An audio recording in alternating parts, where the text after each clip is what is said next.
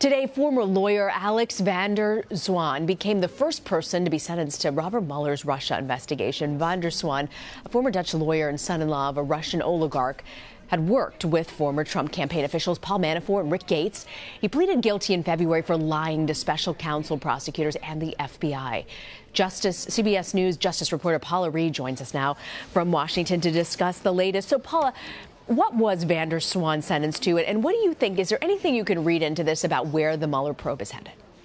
Well, he received a sentence of 30 days plus 2 months of supervised release when he gets out. He also has to pay a $20,000 fine. The sentencing is definitely a reminder of the rapid pace that Robert Mueller and his investigators are moving at.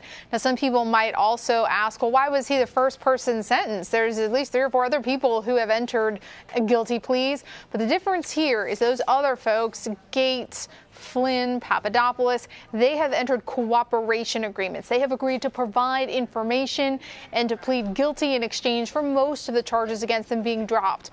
But here, Mr. van der Zwaan, he agreed to plead guilty. Most of the charges against him have been dropped, but he is not under any obligation to cooperate formally with special counsel. So correct me if I'm wrong, Paula, he could have gotten as much as 5 years in prison. Does the sentencing come as a surprise to you? It does. I mean, the guidelines may have given an upper range of 5 years, but for someone in his circumstances, it was expected he would get anywhere from 0 to 6 months. And there was a little bit of a surprise factor here because the special counsel didn't really say specifically how long they thought that he should get in prison, although his lawyers were pushing for a sentence of no jail time. He also has a baby due with his wife in August, and they were really pushing to make sure that he could get back home in time for the birth of that baby, because in the interim between the time he's been charged and now, he's just been here in D.C. in a hotel. He has no job. He has no families. In fact, his lawyer joked in court today that he's never heard someone say before that the highlight of their day was talking with their lawyer. Interesting to hear you say that. So a memo, Paula, from August of 2017 was released last night. It gives sort of new insight into the Mueller investigation. What would you say was the headline from that document?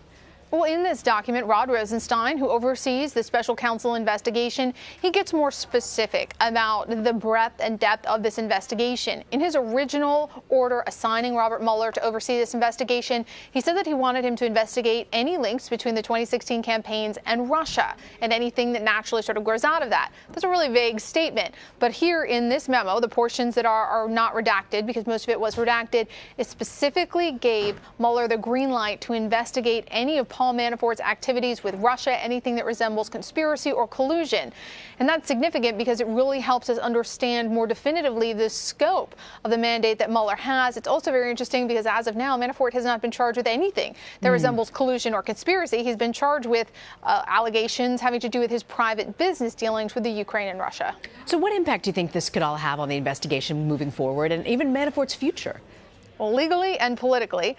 Legally speaking, this does seem like it was the natural progression of the investigation. One of the big questions here is who changed the Republican platform to be more favorable to Russia and why? And based on what the special counsel knows, Paul Manafort is certainly someone that they want to look at. And this memo came just weeks before he was indicted for his private business affairs. Legally, we should probably expect that there could be more charges for Manafort down the pipeline as they try to squeeze him and encourage him to cooperate and to cop his own plea deal and testify about what he knows about other Trump campaign officials and their interactions with Russia. But politically, very different, law and politics here. Politically, this memo could be used by those who want to undermine the Deputy Attorney General or Mueller and the integrity of this investigation. They may look at this memo and say, look, he's gone rogue. This is too far. Where did he get off saying that the Mueller could go down this path?